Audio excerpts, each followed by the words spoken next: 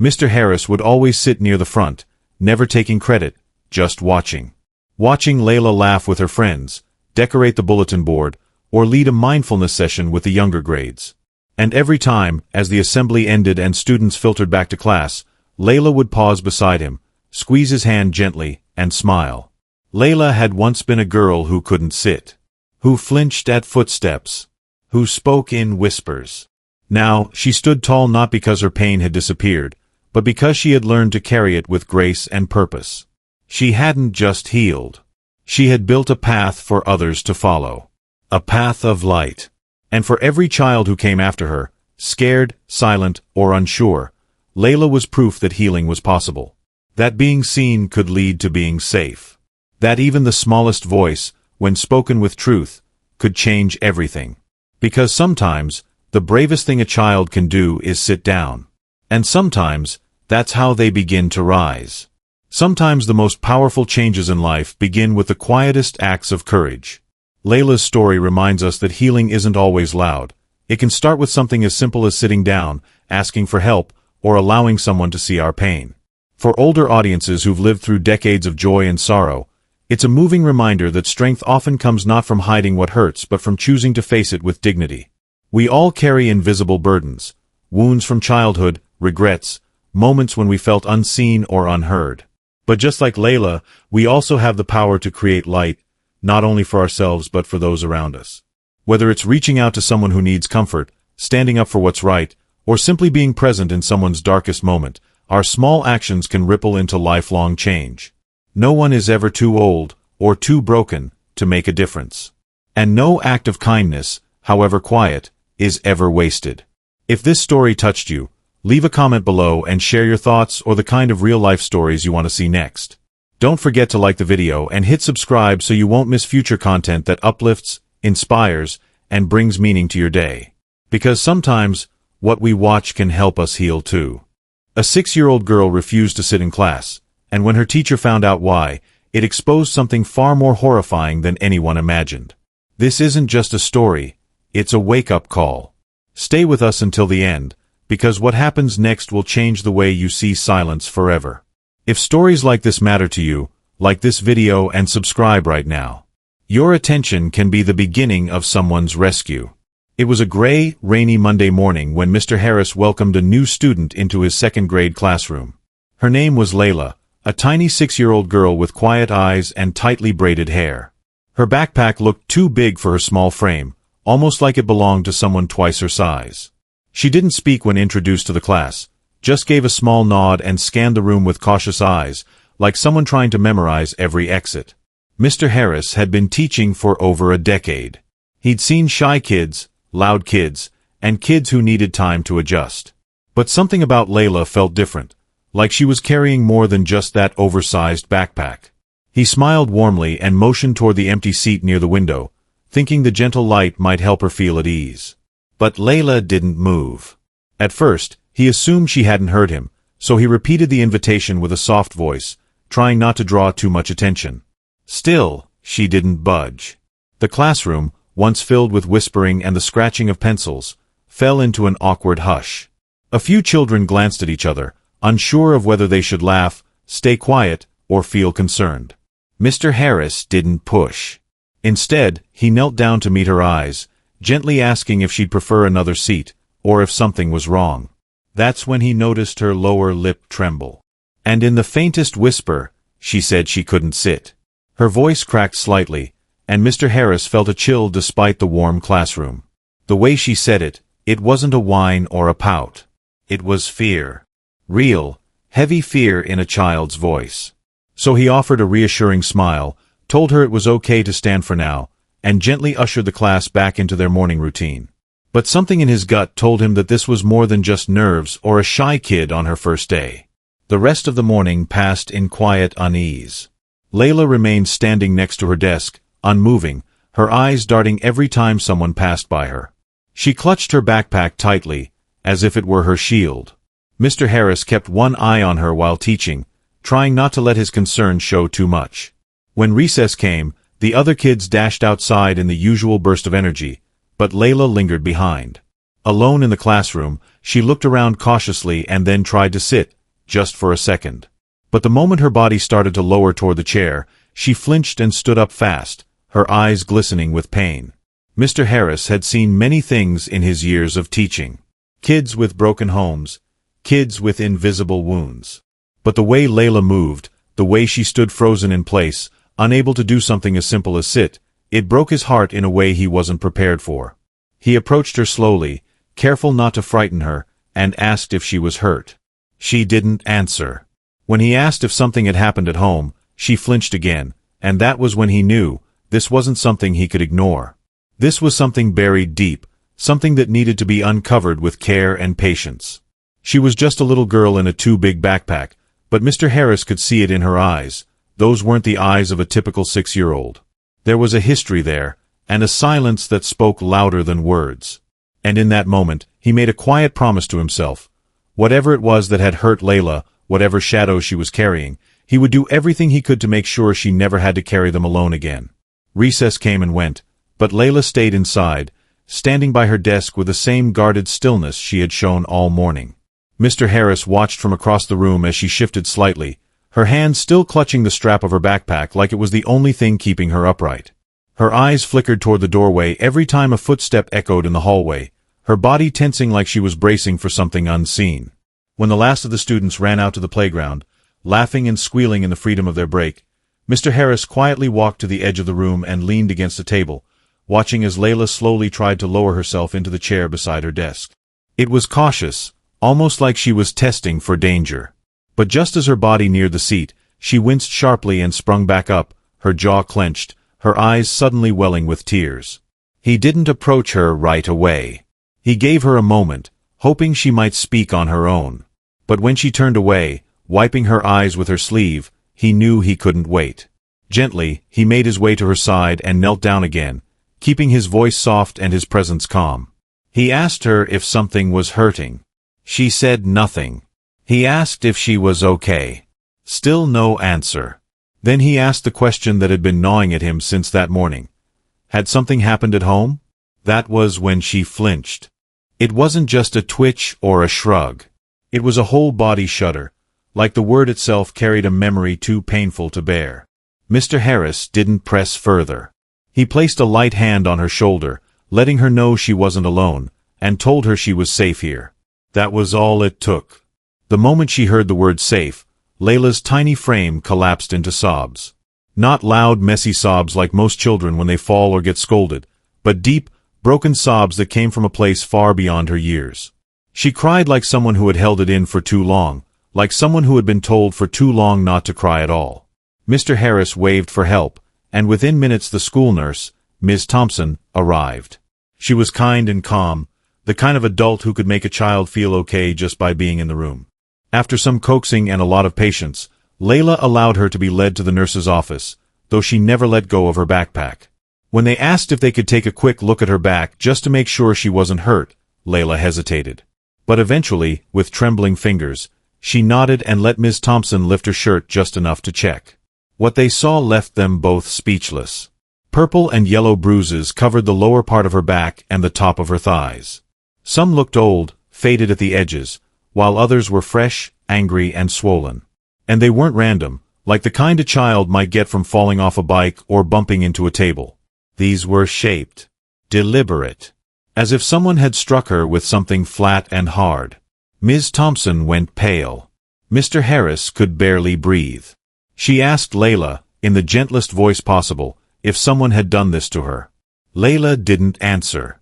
She just shook her head slowly and cried harder, holding her backpack to her chest like it was the only safe place left in the world. The school's principal was called in.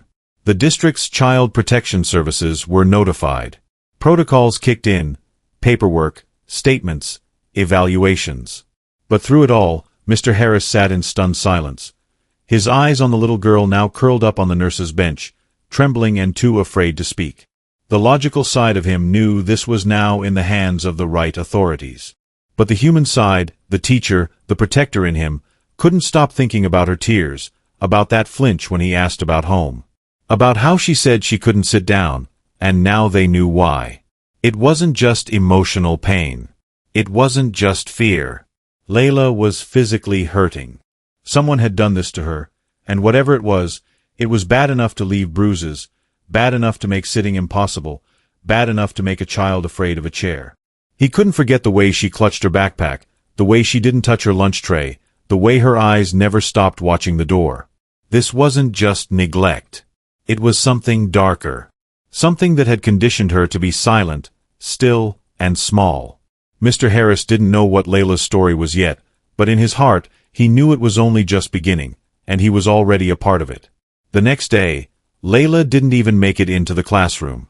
She stood frozen in the hallway just outside the door, her eyes wide, her fingers clenching the straps of her ever-present backpack. Mr. Harris found her there, standing stiff and silent like a statue carved from fear. He knelt beside her, not asking any questions, just letting her know he was there. After a long pause, she whispered something so soft he barely heard it. She said she wanted to go home. But when he gently asked where home was, she looked down and said she didn't know. They sat there together in the hallway for nearly an hour. Mr. Harris didn't try to fill the silence with small talk or encouragement. He simply waited, letting Layla feel that she wasn't being pushed, that she could speak when she was ready. Eventually, she reached for his sleeve and tugged it, just slightly. When he looked at her, she asked a question that made him stop breathing for a moment. She asked if he would believe her, no matter what she said. And when he nodded, she leaned in and whispered something that chilled him to the core. She told him that the last place she lived had a rule. If a girl ever sat down without permission, she would be put in the cage. At first, he thought maybe she was speaking in metaphors, the way children sometimes do when they don't have the words to explain trauma. But Layla's voice was steady in its fear. She wasn't guessing or imagining. She was remembering. She said there was a cage in the basement. It had no lights, no water, and rats that came out when it got quiet. If the girls didn't listen, if they cried, if they tried to sit when they weren't allowed, they were sent there. And when Mr. Harris asked, very gently, if someone had ever put her in that cage, Layla nodded. 3 times, she said. 1 time for 3 whole days. Mr. Harris sat there, stunned. It was one thing to suspect abuse. It was another to hear it laid out like this. What Layla was describing wasn't just neglect or cruelty. It was control, manipulation, conditioning. Someone had taught her that sitting down meant punishment. That disobedience meant darkness. And somehow, she had survived it. She had escaped, and now she was in his school, in his care, carrying a truth no 6-year-old should ever have to carry. Later that day, the school nurse and principal tried again to speak with Layla, but she shut down. It was clear that her trust was fragile, and only Mr. Harris had managed to get close. So when the caseworker from Child Protective Services arrived, Mr. Harris pulled her aside. He asked if she knew anything about Layla's background, where she had come from, what had happened before she was dropped into their school system. The caseworker sighed heavily. She said it was complicated. Layla had been found wandering near a closed-down motel just after sunrise. There were no adults in sight. No ID. Just a small note stuffed in her pocket that said her name and begged not to send her back. The motel had already been flagged in an earlier investigation, suspected of being tied to illegal activity, but no solid evidence had been found. Some authorities believed Layla might have been part of a trafficking operation. Or worse. That night, Mr. Harris couldn't sleep. He kept seeing her eyes, old and watchful, far too knowing for a 6-year-old. He kept replaying her words about the cage, about the silence, about not knowing where home was. It all pointed to something far more horrifying than any teacher should ever have to confront. But he had made a promise. One made silently, in the hallway, beside a little girl who had been taught to fear chairs and trust no one. He wasn't going to let her go back into the darkness. Not while she was in his world. He began digging. Searching online for any connection between missing children, trafficking rings, and that motel. He stayed late at school, scrolling through reports, reading news articles, cross-referencing names and dates. It wasn't about being a hero. It was about being human. He couldn't look at Layla and do nothing. Because whatever secret she had carried into that school, it had finally been spoken. And now it was up to him to make sure someone listened. That night, Mr. Harris sat alone in the dim light of his living room, laptop open, his heart still pounding from the conversation with Layla. Her words wouldn't leave him. The cage. The rules. The rats. The coldness in her voice when she spoke about it, not like a child remembering a nightmare, but like someone recalling something real. Something lived. It didn't matter that the official channels were in motion. He knew in his gut that this wasn't something that could be solved with paperwork and waiting. He had to do more. He started by searching for news articles about missing children in the state over the past year. There were more than he expected. Too many. He filtered by age, then by location, trying to narrow it down. Then he added a keyword that stuck with him: motel. Layla had been found outside one, and the note in her pocket had asked not to send her back. That meant someone had brought her there, and someone had left her behind. He typed in abandoned motel, child found, no ID. It took some digging, but eventually he found a local news story from a small town just 2 counties away. The headline mentioned a police raid on a run-down motel suspected of illegal activity. The article reported that several children had been removed from the property, but no arrests had been made due to lack of solid evidence. There were rumors of trafficking, but without IDs or cooperation from the children, the case had gone cold. Mr. Harris clicked on the byline. The journalist's name was Ava Reed.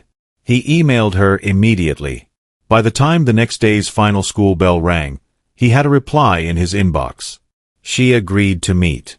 They arranged to talk that afternoon in a quiet coffee shop not far from the school.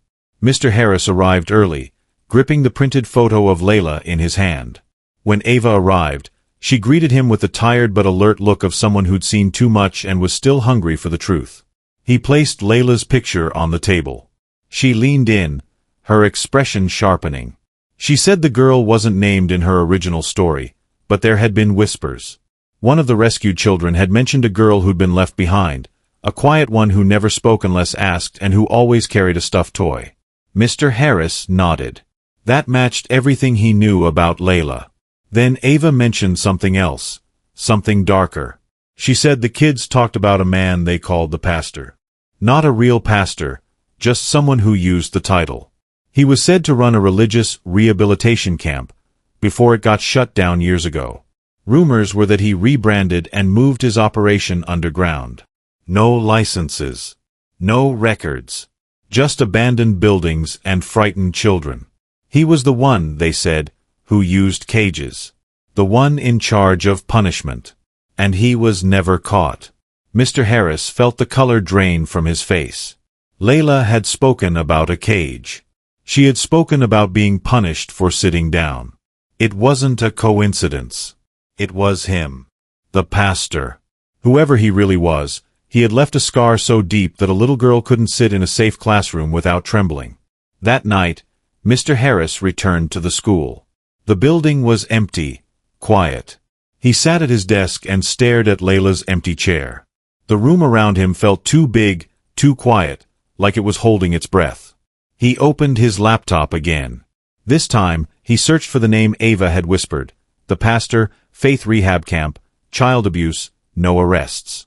He found fragments, blog posts, old complaints, anonymous comments on forums.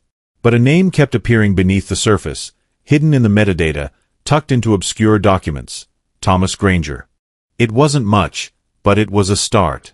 He wrote it down, along with every other keyword that felt relevant. Layla. Motel. Cage. No ID. Stuffed bunny. Pastor. He didn't know what he was building, but he knew it mattered. He could feel it in his bones. This wasn't just about Layla anymore. This was about whoever else might still be out there, still trapped, still afraid. He thought of Layla standing in that hallway, whispering about darkness. And he made himself another promise. He wasn't just going to be a teacher this time. He was going to be the one who connected the dots. Because sometimes the system moved too slowly. But he didn't have to. The morning after his meeting with Ava Reed, Mr. Harris arrived at school early. He stood at the classroom door, watching as students trickled in, backpacks bouncing, chatter filling the air. Layla came last, quiet as always, still gripping that same oversized backpack like a lifeline. But something about her seemed slightly different. Less tense, maybe. She didn't flinch as much when classmates walked past. She even gave Mr. Harris a small nod when he greeted her. It wasn't much, but it was something. Later that day, during quiet reading time, Mr. Harris sat beside her. The classroom buzzed with soft voices and rustling pages. He leaned in and gently asked if she would be willing to show him what she carried in her backpack. She stiffened immediately. Her hands clutched the straps tighter, her eyes darting to the door like she was calculating her escape.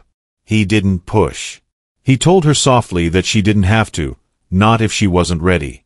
But he also told her something else, that there were no more cages here. No more hurting. That she was safe. She didn't say anything at first. Just stared down at her lap. Then, after a long silence, she slowly began to unzip the backpack. Inside were only a few things, but each one spoke volumes. The first was a tattered stuffed rabbit, one ear half torn, the fur matted from years of being clutched too tightly. It looked like it had been her only comfort through everything. The second was a small spiral-bound notebook. Mr. Harris flipped it open gently, unsure what he might find. Page after page was filled with scribbles and drawings.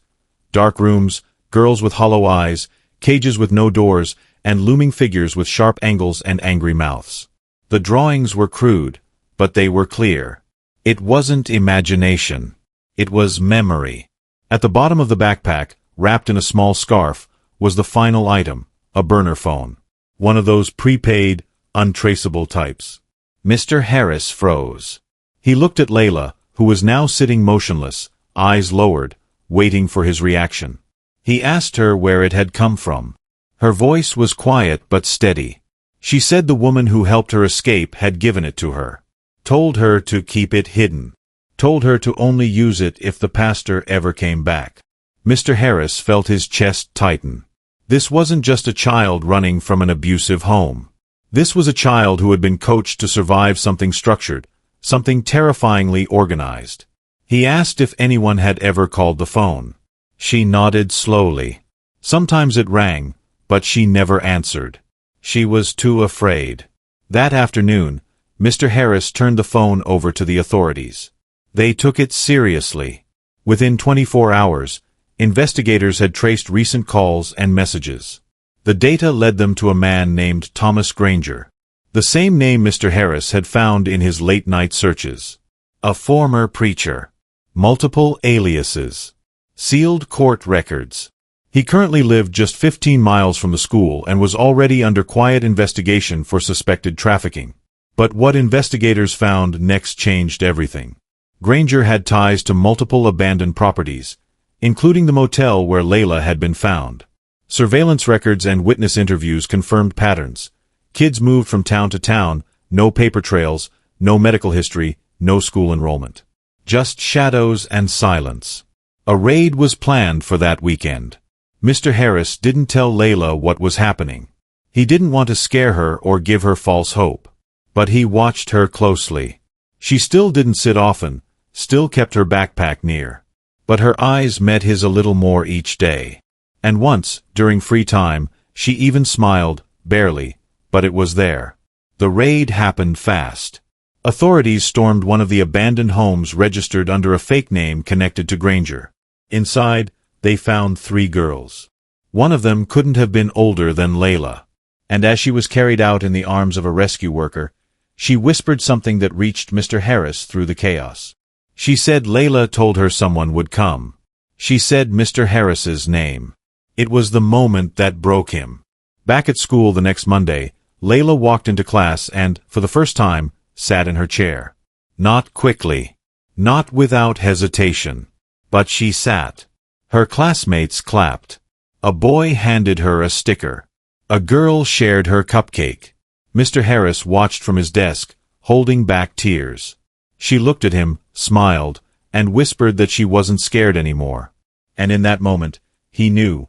Every quiet word, every moment of stillness, every clue in that worn-out backpack had led to this. To hope. To healing. To light. The burner phone Layla had kept hidden in her backpack turned out to be the key that finally unlocked the truth. After Mr. Harris handed it over to the authorities, everything began to move quickly. Investigators recovered call logs and location pings that pointed to a man operating under the name Thomas Granger. On paper, he seemed like a ghost. No recent employment history, no fixed address, no family contacts. But buried beneath layers of fake identities and sealed legal records, a darker truth emerged. Granger was once a preacher. He ran a so-called faith-based rehabilitation camp for troubled youth. That camp had been shut down years ago following multiple complaints, though no charges were ever filed. Afterward, he disappeared from public view, changing names and locations, leaving a trail of suspicion but no firm evidence. Now, with the burner phone in hand, investigators had their first real lead. The GPS data linked him to several abandoned properties, one of which matched the motel where Layla had been found. It wasn't just a coincidence anymore. It was a pattern. Granger, under one of his aliases, had leased the motel in cash through a shell company. Surveillance from nearby businesses, time-stamped utility records, and testimonies from neighbors all painted the same picture. Children were being moved in and out of that place. Always at night. Always in silence. The plan to raid his newest location was set for the weekend. The property was a run-down farmhouse on the edge of a wooded area just outside town. It looked empty from the outside, windows boarded, grass overgrown. But signs of life were there. Fresh tire tracks, trash that hadn't been collected, food deliveries made to a back door. The raid involved local law enforcement working alongside federal investigators who had been building a quiet case in the background for months. No one wanted to risk losing him again. When the officers stormed the house, they found more than they had expected. In one back room, the windows were covered in thick blankets. There were makeshift beds on the floor. Chains had been bolted into the concrete wall, some removed, some still there. 3 girls were found inside. They were shaken, thin, and afraid, but alive. One was around 10 years old. Another barely 7. The youngest couldn't have been older than Layla. When the rescuers carried her out into the sunlight, she clung to a small stuffed animal and whispered Mr. Harris's name. She said Layla had told her that someone would come.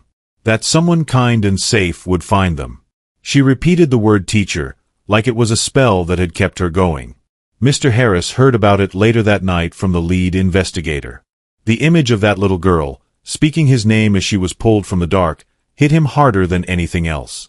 He had been a teacher for over a decade, but nothing had ever made him feel the weight of that title like this. Somehow, Layla's quiet strength had created a ripple that reached farther than either of them had imagined. Her courage had cracked something open, and now lives were being changed because she dared to speak, even in whispers. Thomas Granger was arrested at a nearby property hours later. He was found hiding in a shed behind a trailer, trying to burn documents when they arrived. Authorities seized phones, journals, and a laptop. What they found confirmed the worst. Records of names, punishments, photographs. It wasn't just abuse. It was a network. And Layla had come from the center of it. The news broke the next morning. Headlines called it a miracle rescue. A quiet town shaken by something no one had seen coming. Mr. Harris didn't care about the press or the interviews. What mattered to him was that Layla came to school that day.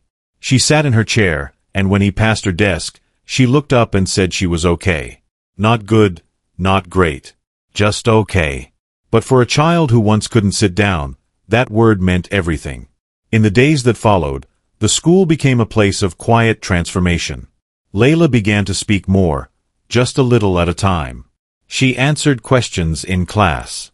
She joined group activities. Her laughter, once unimaginable, became a sound that floated down the hallways.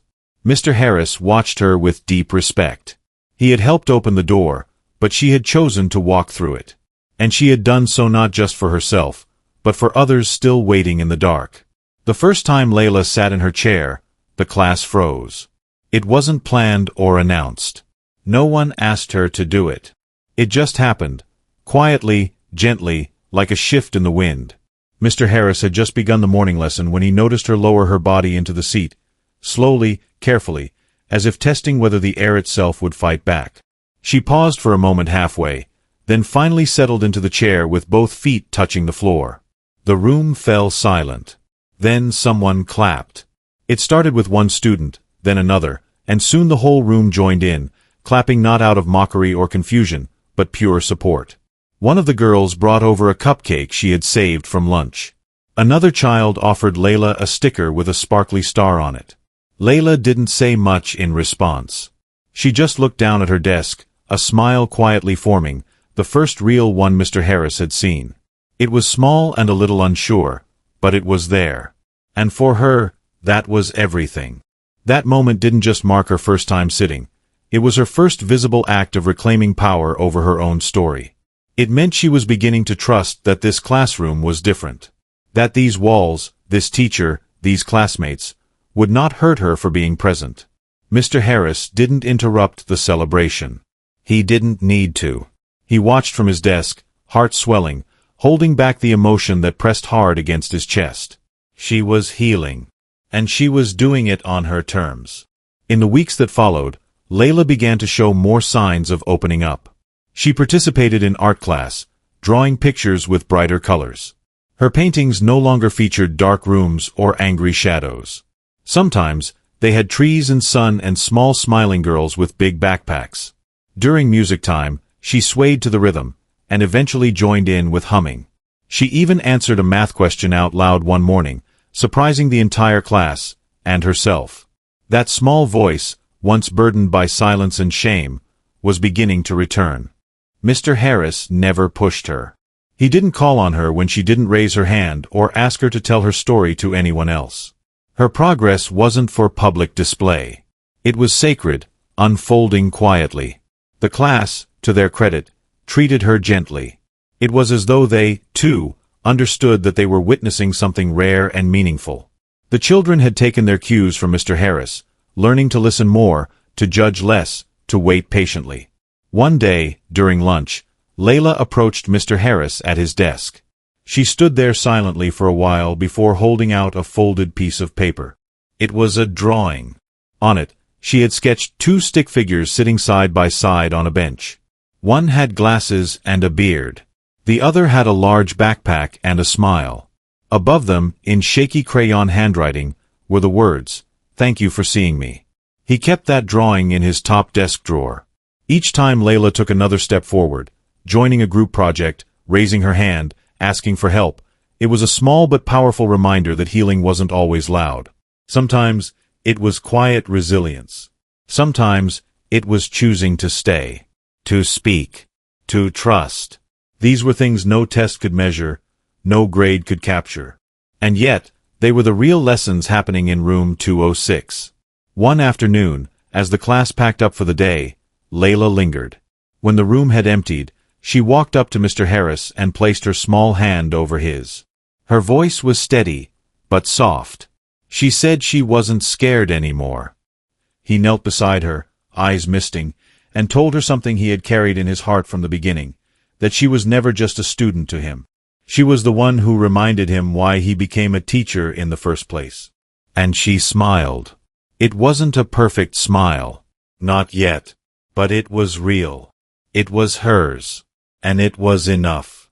In the months that followed, Layla's presence in the classroom became something more than just another student at her desk. She was still quiet, still carried her backpack even when she didn't need to. But her eyes were brighter. Her shoulders lighter.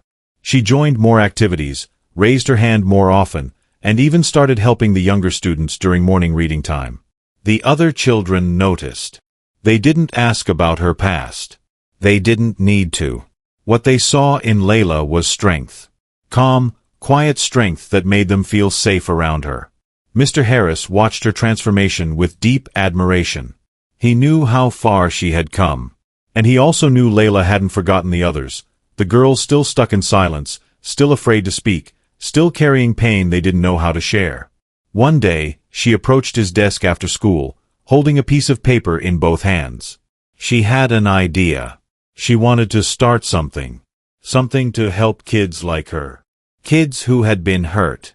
Kids who felt invisible. She wanted to call it Project Light. At first, it was just a small project. Layla and Mr. Harris meeting after class once a week to talk and draw out ideas. But soon it grew into something bigger. Layla suggested they make posters about safety, trust, and kindness. With Mr. Harris's help, she made a small board in the hallway titled "You Are Not Alone." She filled it with colorful paper hearts, each one carrying a message like it's okay to ask for help or you are stronger than what happened to you. Some kids started writing their own notes and pinning them up anonymously. The school counselor joined in.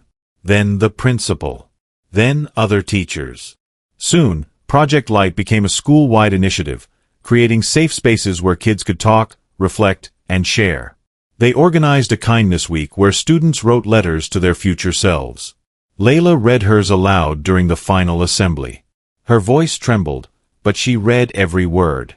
She spoke about fear, about healing, and about how courage sometimes looks like just showing up.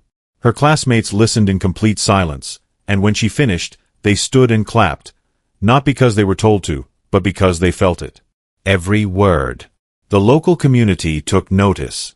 A nearby youth center invited Layla and Mr. Harris to speak about the project.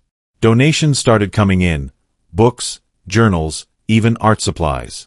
A small nonprofit offered to help print booklets filled with messages written by students across the school, messages of hope, reminders of worth. Layla helped design the cover. It featured her drawing of a small child holding a lantern, standing at the edge of a dark hallway. The title, "Light Finds You." Every year after that, on the anniversary of the day Layla first sat in her chair, the school held a quiet, beautiful assembly. There were no speeches about the trauma she endured. Instead, they celebrated the courage it took to rise, to speak, to trust again. The students took turns reading poems, songs, and letters written to anyone who might feel afraid to sit down, to raise their voice, to be seen. It wasn't a ceremony of sadness. It was a celebration of light.